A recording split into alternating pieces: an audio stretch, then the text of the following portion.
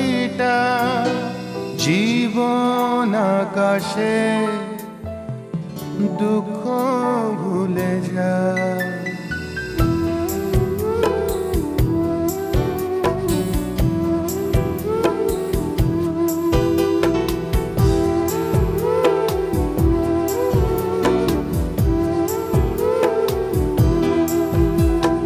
যা উড়ে যা সময়ের ঘুড়িটা রঙিন বাতাসে স্বপ্ন এঁকে যা। শত দুঃখের ছেঁড়া পালে সে কড়হীন প্রাণে নগরের চার দেয়ালে জীবনের কি মানে।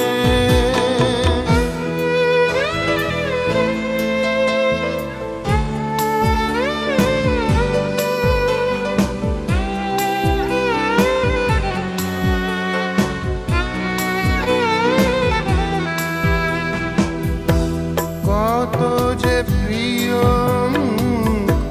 মানুষের ভিড়ে বারে বারে ফিরে যায় সেই চেনা ঘরে।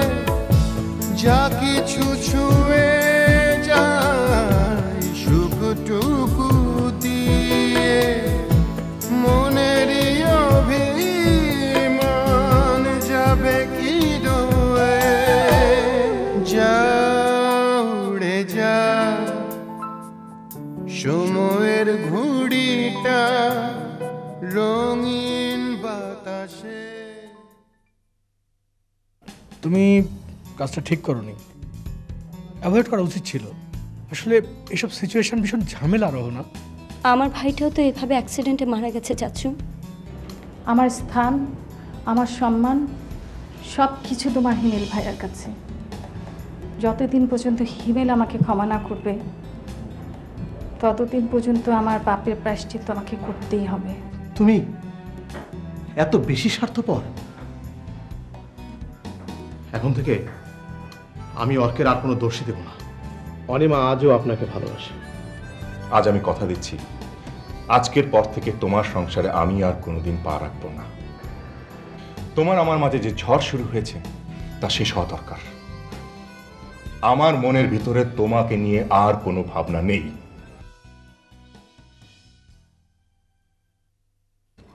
অনা, অনা খেতে এসো। অনা, আসুন আসুন না, একটু আসুন তুমি ওকে আসুন, বসুন। আসুন না, লজ্জা পাবার কি আছে, বসুন। চাচ্চু ভাত উঠিয়ে নাও। এই যে আপনি কি খারাপ লাগছে? বসুন, হ্যাঁ আস্তে বসুন। হ্যাঁ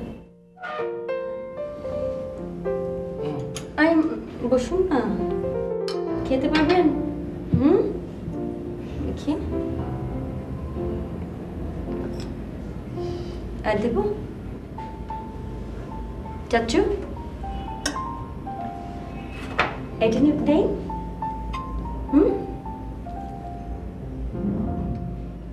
শুরু করেন। অনা, ওর জন্য যতটুকু করার দরকার আমার মনে হয় তুমি করে ফেলেছো। ওকে আর বাড়িতে রাখার দরকার নেই। তার মানে তুমি বলছো ওনাকে আমি রাস্তায় ছেড়ে দিয়ে আসবো? প্রয়োজন হলে তাই করবে, কারণ তোমার বাবা ওনাকে দেখে খুব পছন্দ করবেন না। চাচু, উনি এখনো দুর্বল। তাছাড়া আমার তো মনে হচ্ছে মাথায় প্রচন্ড ব্যথা পেয়েছে, বারবার অজ্ঞান হয়ে যাচ্ছে। তুমি বলো এই অবস্থায় কিভাবে আমি রাস্তায় ফেলে দিয়ে আসবো? হয়তো উনি আমাদের মতো কোনো ভালো ঘরের সন্তান। তাহলে থানায় ইনফর্ম করো বা পত্রিকা বিজ্ঞাপন দাও। না চাচ্ছু, থানায় ইনফর্ম করবো না, পত্রিকায় বিজ্ঞাপন দেব না আমি। তাহলে আচ্ছা আচ্ছা অহনা, তোমার এসব হেয়ালি কথার মানে কি? চাচু, তোমার কি বর্ষণের কথা একবারও মনে পড়ে না? দেখো অহনা, বর্ষণ বর্ষণ তোমার ভাই, তার সঙ্গে কারো তুলনা চলে না। কিন্তু বর্ষণও তো রোড অ্যাক্সিডেন্টে মারা গিয়েছিল। উনিও তো রক্তাক্ত অবস্থায় রাস্তায় পড়েছিল চাচু। অহনা, এত ইমোশন নিয়ে বেঁচে থাকা যায় না। চাচু, আমার মনের মধ্যে এখনো বর্ষণের জন্য একটা শূন্যতা রয়েছে।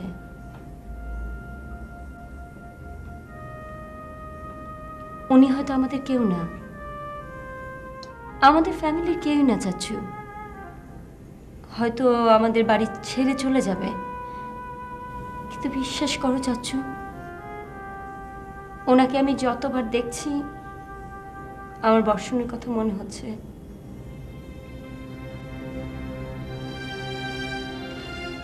ওনার চিকিৎসা করতে পারলেন, ওনার যত্ন করতে পারলেন, আমার মনে অ্যাটলিস্ট একটা সান্ত্বনা কাজ করবে। আমি বর্ষণের জন্য করছি। প্লিজ তুমি আমাকে বাধা দিও না চাচু। ওকে, ঠিক আছে। আমি জানি না তোমার এই কথাগুলোর মূল্য কতখানি বা আদৌ কোনো মূল্য আছে কিনা। এনিওয়ে, তুমি বড় হয়েছ, সিদ্ধান্ত নিতে শিখেছ, যা ভালো বোঝো করো। না, তোমার হয়তো মনে নেই, তুমি আর বর্ষণ তখন ছোট, তোমাদের মা তোমাদেরকে ফেলে রেখে চলে গেল। আর তোমার বাবা আজ এখানে, কাল ওখানে। এই আমি দিনের পর দিন বুকে আগলে তোমাদেরকে বড় করেছি, মানুষ। বর্ষণ আমাদের ফেলে চলে গেল। দেখো দেখো, আমি বর্ষণের কথা মনে করতে চাই না, মনে রাখতে চাই না।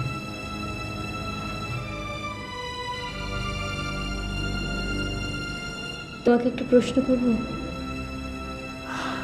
বলো। চাচু, ছোটবেলা থেকে আমরা দু ভাই বোন তোমার কাছে মানুষ হয়েছি। আমার বাবা মা দুজনই সারা জীবন দেখেছি আলাদা, কিন্তু আমরা কেন আমাদের আত্মীয় স্বজনকে চিনি না? কেন তাদের কাছে থাকিনি বলো চাচু? আমরা কেন এত আইসোলেটেড বলতে পারো? আবার আবার আবার সেই পুরনো প্রশ্ন। আমি তোমাকে অনেকবার বলেছি যে তোমাদের বাবা চাননি যে তোমরা তোমাদের ফ্যামিলির সঙ্গে মেলামেশা করো। একদিন সবই জানতে পারবে। একদিন কেন? এখনই নয় কেন চাচু বলো? এখনই নয়, কারণ আমি এটা বলবো না। তোমার বাবা আসছে, কদিন পরেই তো আসছে, তাকে জিজ্ঞেস করো। কেন তুমি বলো?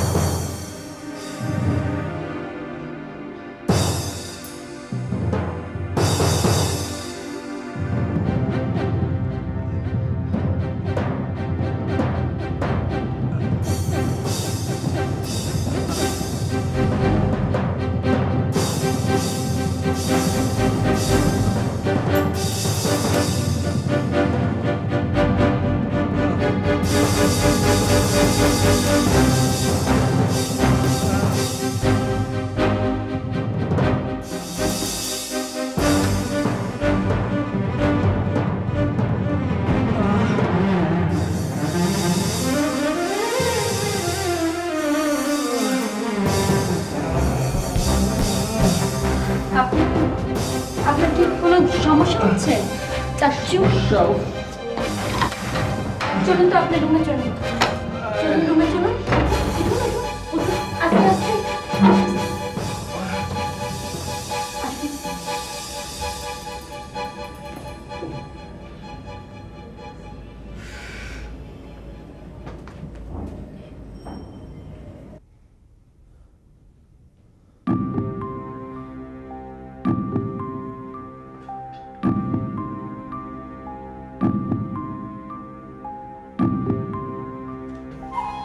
কি sleeping pill? Anima sleeping pill খেয়েছে? উফ, আমি আর পারছি না। অনিমা, অনিমা, অনিমা, তুমি স্লিপিং পিল কেন খেয়েছো? অনিমা, তুমি তুমি কিসের প্রতিশোধ নিচ্ছ বলো তো?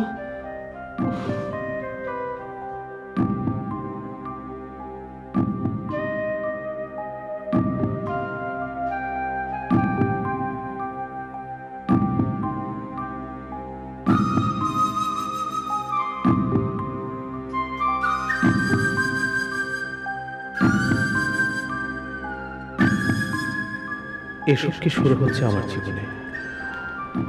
আমি তো এমন চাইনি।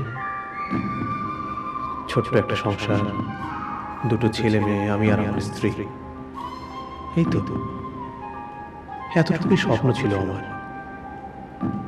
কখনো ভাবিনি যাকে আমি বিয়ে করব তার অতীত প্রেমিককে নিয়ে আমার সংসার জীবনে ঝড় শুরু হবে।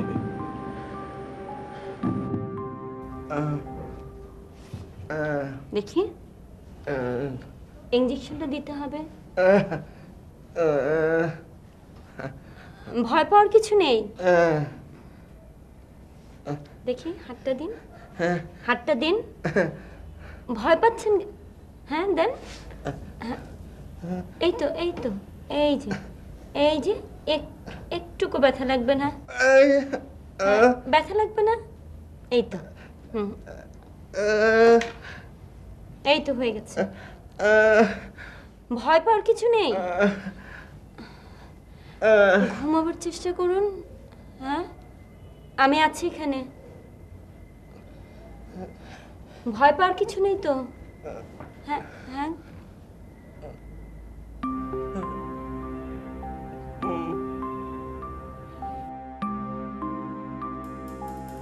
ও গড, লোকটা তাহলে মেন্টাল পেশেন্ট।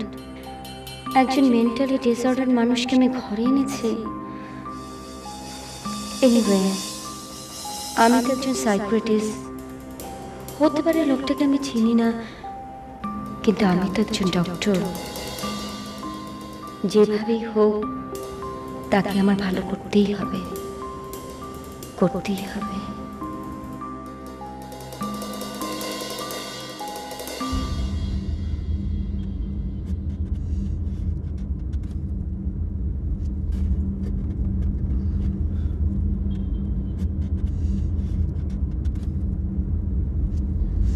ভাবি, তুমি শিওর তুমি লন্ডনে চলে যাবে? এয়ারপোর্টে তো যাচ্ছি, এখন কি আর কোনো কনফিউশন আছে? তোমার সন্তান হলে ফিরে আসবে তো? আমি যেমন ছোট চাচা হব, আমাকে অবশ্যই তুমি খবরটা জানাবে প্লিজ। তারপর তুমি আমাদের বাড়িতে চলে এসো। হ্যাঁ, আমি তাই করব। প্রমিস?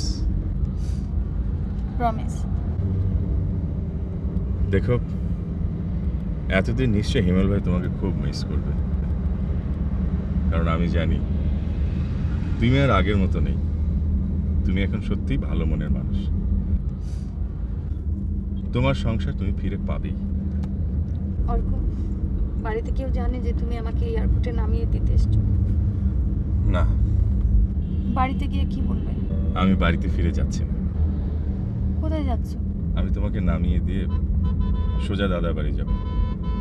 পরাগ যে হারিয়ে গেছে এই কথাটা চাচাকে জানাতে হবে। পরাগকে আর খুঁজেই পাওয়া গেল না? চেষ্টা চলছে।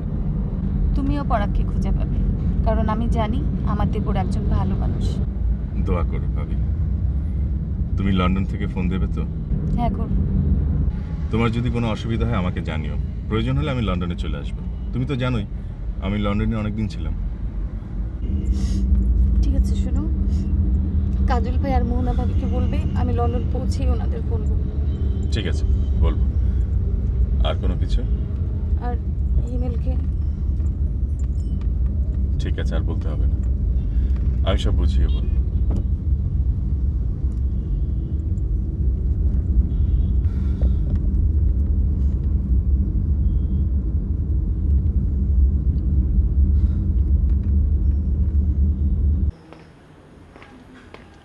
আদাব দাদা। আদা। আমাকে ডেকেছেন? হ্যাঁ হ্যাঁ, কবিরাজ বসো। জি। হ্যাঁ বসো বসো। কবিরাজ, অনেকদিন পরাগকে দেখি না, মনটা খুব খারাপ লাগে মাঝে মধ্যে। তা তো একটু খারাপ লাগবেই দাদা, তবে আমার মনে হয় পরাগ শহর থেকে খুব শীঘ্রই সুস্থ হয়ে ফিরবে। দোয়া করো কবিরাজ। হ্যাঁ আচ্ছা কবিরাজ, তুমি তো আমার কাছের লোক, তাই তোমাকে একটা কথা বলার জন্য ডেকে পাঠিয়েছি। জি বলুন দাদা। তুমি তো আমার কাছের লোক, তাই তোমাকে বলতে দ্বিধা নেই যে রঞ্জু আমার মেয়েকে পথে ঘাটে সবসময় উত্ত্যক্ত করে চলেছে। পরাগের মাথায় আঘাত করে তাকে মানসিক রোগী বানিয়েছে। এরপরেও রঞ্জু ক্ষান্ত হয়নি। রঞ্জুকে আমরা কিছুই বলতে পারিনি। এই তো পরাগকে কুয়ায় ফেলে মারতে পর্যন্ত চেয়েছিল। এ ব্যাপারে রঞ্জুর বাবার কাছে আমি অভিযোগ করেছি, কিন্তু বিত্তবান বলে রঞ্জুর বাবা তার ছেলের কোনো অন্যায় গ্রাহ্য করেনি। তাই তুমি যদি আমার সঙ্গে থাকো তাহলে আমি এই ব্যাপারে থানায় অভিযোগ করতে পারি। কি তুমি আমার সাথে আছো? আপনি যা বলেছেন সত্যি বলেছেন দাদা। চেয়ারম্যানের ছেলের বিরুদ্ধে এ গ্রামে কথা বলার কারো সাহস নেই। তবে দাদা আপনি মন খারাপ করবেন না, আপনার সাথে কেউ থাকুক আর নাই থাকুক আমি আছি। প্রয়োজনে আমি থানায় যাব, আমি ওর বিরুদ্ধে সাক্ষী দেব। রঞ্জু যে অপকর্ম করে চলেছে এর বিচার হবেই। আপনি বরং দাদা ঢাকায় অর্ককে একটা টেলিফোন করেন। হ্যাঁ করব। তাহলে আমি এবার উঠি দাদা। আচ্ছা আদা। আদা।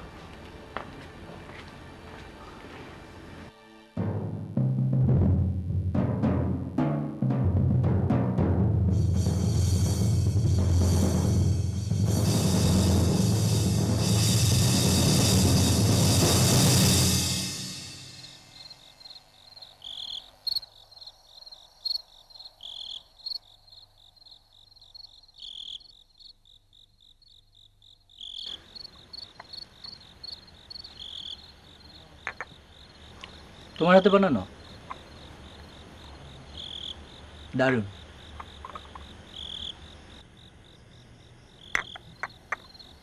মিরাজ, অর্ক ভাই আর অনন্ত কোনো খবর জানো? অনন্ত ভাই তো এখন আর অর্ক ভাইয়ের সাথে নেই। চিটাঙ্গের একটা বড় কোম্পানিতে ইন্টারভিউ দিতে গেছে, তারপর থেকে তার আর কোনো খবর নেই। পরাগের কোনো খবর জানো? না। আচ্ছা হেনাপু, রঞ্জু নাকি তোমাকে রাস্তায় উল্টোপাল্টা কথা বলেছে? হ্যাঁ, ইদানিং রঞ্জু খুব বাড়াবাড়ি করছে। ঠিক আছে, তুমি আর এখন থেকে রাস্তায় একা বেরোবে না, আমাকে সাথে নিয়ে বেরোবে। মিরাজ, একটা কাজ করবে। হ্যাঁ বলো। অর্ক ভাইয়ের ফোন নাম্বার আছে? আচ্ছা। অর্ক ভাইকে একটা ফোন করবে, বলবো অবশ্যই যেন আমার সাথে যোগাযোগ করে। ঠিক আছে, আমার মনে হয় অর্ক ভাই 2-1 দিনের মধ্যে চলে আসবে। পরাগের খবর নিয়ে আসবে না? নিশ্চয়ই আসবে। এবার মনে হয় কোনো ভালো খবর নিয়ে আসবে।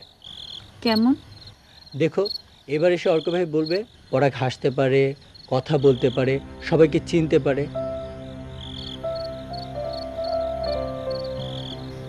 তোমার কথা যেন সত্যি হয় মিরাজ। একদিন না একদিন সত্যি হবে।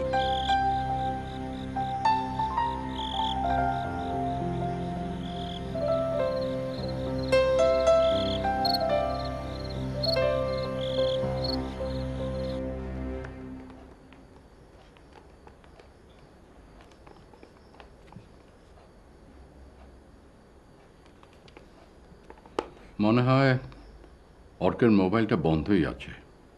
ঠিক আছে, আরেকবার বিকালে করব।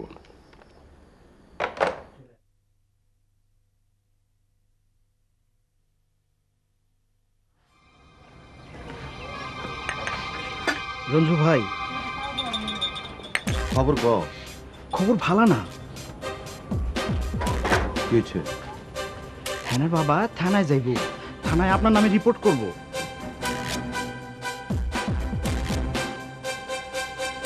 কি কইলি?